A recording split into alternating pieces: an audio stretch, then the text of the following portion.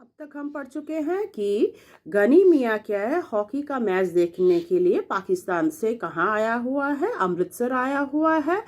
Hockey का match देखना तो एक बहाना था, वह एक्चुअली क्या है, वह अपने पुराने स्थान मतलब पहले उसका मकान जहाँ पर था उस इलाके को वह देखने के लिए आया हुआ था। उसके प्रति उसका जो प्रेम है, लगाव है, वह उसे खींच कर लाता है। तो उसके परिवार वाले जितने भी लोग थे, उनके परिवार में उसका बेटा चिरागदीन और उसकी जो पुत्र बहू एवं नाती नातिन जो थे, वे लोग उस वक्त क्या है उनकी हत्या कर दी गई थी। और ये जो है गनी मियाँ जो है दंगे के कुछ महीनों पहले ही वे क्या है लाहौर चले गए थे, इसलिए वे बच गए थे। तो इस बात का वे अपना दुखड़ा प्रकाश करते हैं कि अगर वे रह जाते तो परिवार वालों के से खत्म भी हो जाते तो अच्छा होता। तो वहां पर उन्हें क्या है मनोरी मिलते हैं। मनोरी उन्हें पकड़कर कहाँ ले जाते हैं, उनका जो इलाका मतलब उनका जो घर था, उन्हें पहचानने में दिक्कत हो रही थी। वे गली में खड़े थे तो रास्ते में मनोरी मिलते हैं और मनोरी तब कहते हैं कि चलो मैं आपको आपका मकान जो है वह मैं दिखा देता हूँ। अब वहां पर जो औरतें हैं वे लोग गनी मियाँ को जो है देखकर घबरा जाते हैं और ये बात आग की तरफ फैल गई थी कि ये जो बूढ़ा व्यक्ति है वह क्या है सुल्ताना रामदासी के बेटे को क्या है उठाने के लिए आया था, किडनैप करने के लिए आया था। और सभी क्या है जो भी लोग गली में घूम रहे थे, गली में आसपास जो थे, सब घर में घुस जाती है, औरतें अंदर घुस जाती है, बच्चों को भी अंदर घुस जाने के लिए माता कहती है। तो पूरा गली जो है वह सुनसान हो गया था, सिर्फ रखा पहलवान जो है पीपल के पेड़ के नीचे लेटा हुआ था। तो इसके आगे हम पढ़ेंगे। आप लोग पृष्ठ संख्या 92 खोलिए। वह था तुम्हारा मकान। उसके बाद मनोरी जो है उसको दिखाता, गनी मियाँ को दिखाता है कि वह रहा आपका मकान। मनोरी ने दूर से एक मलबे की तरफ इशारा किया, मलबे को दिखाते हुए कहा कि यही आपका मकान था। गनी पल भर ठिठक कर फटी फटी आंखों से उस तरफ देखता रहा। उसका इतना सुंदर जो मकान था वह अभी जो है मलबे में बदल गया, इसीलिए वह एकदम से ठिठक कर खड़ा रह जाता है।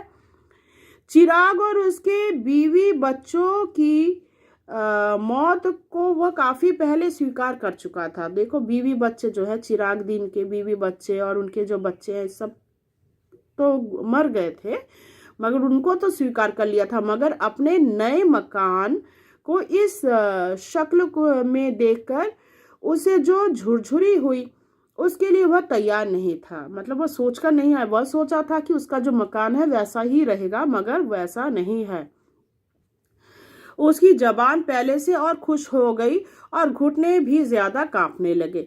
यह मलबा, उसने अविश्वास के साथ पूछ लिया, अरे मेरा घर तो घर था, यह मलबा कैसे? मनोरी ने उसके चेहरे में बदले हुए रंग को देखा, उसकी बाह को थोड़ी और सहारा देकर जड़ से स्वर में उत्तर दिया, तुम्हारा मकान उन्हीं दिनों जल गया था। तो तुम्हारा मकान जो है वह दंगे के समय ही जल गया था। बाजार बासा में जो अग्निकांड हुआ था उसी समय क्या है तुम्हारा मकान भी जल गया था। गनी छड़ी के सहारे चलता हुआ किसी तरह मलबे के पास पहुंचा।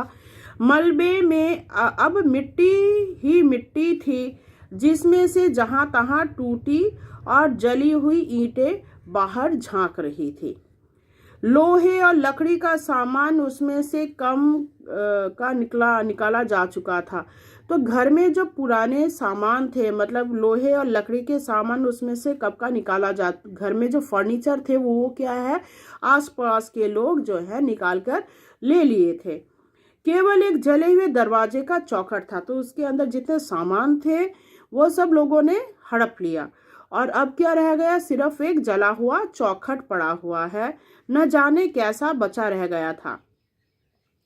पीछे की तरफ 2 जली हुई अलमारियां थी, जिनकी कालिक पर अब सफेदी की हल्की हल्की तह उभर आई थी। सिर्फ पुरानी 2 अलमारियां हैं पीछे रखी हुई थी जली हुई। उस मलबे को पास से देखकर गनी ने कहा, यह बाकी रह गया है यह, और उसने घुटने जैसे जवाब दे गए और वह वहीं जले हुए चौखट को पकड़कर बैठ गया। तो चौखट ही बाकी रह गया था और चौखट को पकड़कर, दरवाजे का जो चौखट होता है, पकड़कर वहीं पर बैठ जाता है। क्षण भर बाद उसका सिर भी चौखट में से जा सटा और उसके मुंह से बिलखने की सी आवाज निकली, हाय ओए चिराग दीना। और वहीं पर वह बिलख कर रोने लगता है। उसे अपने बच्चों की याद आने लगी, मतलब चिराग दीन की याद आ गई। उस टूटे फूटे मकान को देखकर उसका मन एकदम से बैठ गया। जले हुए किवाड़ का वह चौखट मलबे में से सिर निकाले 7.5 साल खड़ा तो रहा था, पर उसकी लकड़ी बुरी तरह भुरभुरा गई थी। जो चौखट है उसकी लकड़ी किसी प्रकार खड़ी थी, पर अब बिल्कुल भुरभुरा गई। उस पर हाथ लगते ही क्या है, वह झुर्रियों की तरह झड़ने लगी थी। गनी के सिर के छूने से उसके कई रेशे झड़कर आसपास बिखर गए थे। क्या बिखर गए थे? जो दरवाजे का चौखट है उसकी जो रेशे है वह बिखर गए थे। कुछ रेशे गनी की टोपी और बालों पर आ रहे। उन रेशों के साथ एक केचुआ भी नीचे, जो गनी के पैर से 6-8 इंच दूर नाली के साथ साथ बनी ईंटों की पटरी पर इधर उधर सरसराने लगा। एक केचुआ भी गिर गया था और वह पास ही पतला सा एक नाला था, तो उस नाले में क्या है, सरसराने लगा था। वह छिपने के लिए सुराख ढूंढता हुआ जरा सा सिर उठाता, पर कोई जगह ना पाकर 2-1 बार पटकने के बाद दूसरी तरफ मुड़ जाता। यहाँ पर केचुआ जो है के बारे में बताया गया है। तो झुर्रे से क्या है, दरवाजे के झुर्रे से एक केचुआ जो है वह भी नीचे गिर जाता है। वह अपना राह ढूंढने लगता है। खिड़कियों से झांकने वाले चेहरे की संख्या पहले से कहीं ज्यादा हो गई थी। तो खिड़कियों से क्या है, महिलाएं जो है वहां की औरतें झांक रही थी। अब संख्या और ज्यादा हो गई। उनमें चहमंगोइयां चल रही थी कि आज कुछ जरूर होगा। वे लोग क्या है, अब गनी मियाँ को पहचान गए थे और वे सोचते हैं कि आज जरूर कुछ न कुछ होने वाला है। चिरागदीन का बाप गनी आ गया है, इसलिए 7.5 साल पहले की वह सारी घटना आज अपने आप खुल जाएगी। तो क्या है, वह जब 7.5 साल पहले मतलब बाद आया है, तो उस समय की जो घटना है, 7.5 साल पहले की जो घटना है, वह गनी मियाँ के सामने खुल जाएगी और वह जरूर इसका बदला लेगा। तो यह कौन कहते हैं? आसपास की पड़ोसियां जो हैं वे आपस में बातें करते हैं। लोगों को लग रहा था जैसे वह मलबा ही गनी को सारी कहानी सुना देगा कि शाम के वक्त चिराग और ऊपर के कमरे में खाना खा रहा था जब रखे पहलवान ने उसे नीचे बुलाया। तो उन्हें क्या लगता है कि चिराग मतलब जो मनोरी है वह सब कुछ बता देगा। वह 1 मिनट आकर उसकी बात सुन ले। पहलवान उन दिनों गली का बादशाह था। तो पहलवान क्या था उन दिनों, क्या है, गली का बादशाह था। तो पहलवान का नाम क्या था? रखे पहलवान। वहां के हिंदुओं पर ही उसका काफी दबाव था। चिराग तो खैर मुसलमान था, चिरागदीन मुसलमान था, मगर रखा पहलवान जो है वह हिंदू था। और रखा पहलवान का उस पूरे इलाके में, गली में उसका काफी दबदबा था। चिराग हाथ का कौर बीच में ही छोड़कर नीचे उतर आया।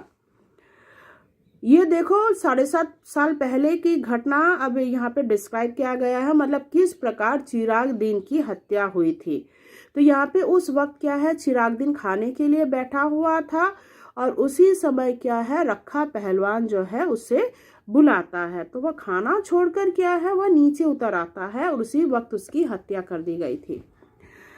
तो यहाँ पे चिराग हाथ का कौर बीच में ही छोड़कर नीचे उतर आया। उसकी बीवी जुबैदा, तो बीवी का नाम क्या था? जुबैदा अंडरलाइन करना। और दोनों लड़कियों का नाम जो है किश्वर और सुल्ताना। दोनों लड़कियां उनकी जो थी उनका नाम क्या था? किश्वर और सुल्ताना। खिड़कियों से नीचे झांकने लगी। तो जब रखे ने उसको बुलाया था तब वो खाना छोड़कर नीचे उतर गया था। और उस समय उसकी जो बीवी थी, मतलब बीवी यानी बीवी का नाम क्या था? जुबैदा। और उनकी जो 2 बेटियां थी, किश्वर और सुल्ताना, वे लोग क्या है, खिड़की से झांक कर देखने लगी थी। चिराग ने ड्योढ़ी से बाहर कदम रखा ही था कि पहलवान ने उसे कमीज के कॉलर से पकड़कर अपनी तरफ खींच लिया और गली में गिराकर उसकी छाती पर चढ़ बैठा। तो चिरागदीन क्या करता है, जब नीचे उतरता है तब क्या है, उसको क्या है, रखा पहलवान उसको गिरा देता है, कॉलर से पकड़कर उसके गिराकर उसके ऊपर चढ़ गया था।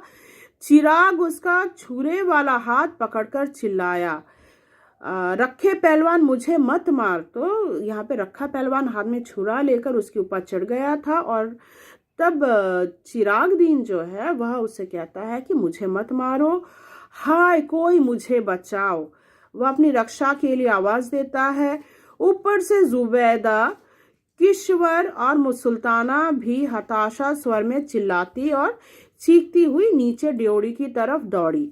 तो तब पिताजी को इस हालत में देखकर और पत्नी भी ऐसा देखकर क्या करते, तीनों नीचे उतर आते हैं। किश्वर और सुल्ताना भी इतना स्वर में चिल्लाती और चीखती हुई नीचे ड्योढ़ी की तरफ दौड़ी। रखे के एक शागिर्द ने चिराग की जद्दोजहद करती बाहें पकड़ ली। तो यहाँ पे गनीमिया मतलब यहाँ पे रखा पहलवान जो है उसके साथ एक शागिर्द भी था जिसने चिरागदीन के हाथ जो है पकड़ लिए थे और रखा उसकी जांघों को अपनी घुटनों से दबाए हुए बोला, चीखता क्यों है भेड़ के, तुझे मैं पाकिस्तान दे रहा हूँ, ले पाकिस्तान, पाकिस्तान दे रहा हूँ मतलब उसको वहीं पर उसका साथ ही साथ मतलब वहीं पर उसका कत्ल कर दिया जाता है। तो यहाँ पर ये इम्पोर्टेंट है कि चिरागदीन का कत्ल किसने किया था और किस प्रकार किया गया। तो ये 1 मार्क्स के लिए बहुत ही इंपॉर्टेंट क्वेश्चन है, इसको आप लोग कर लेना।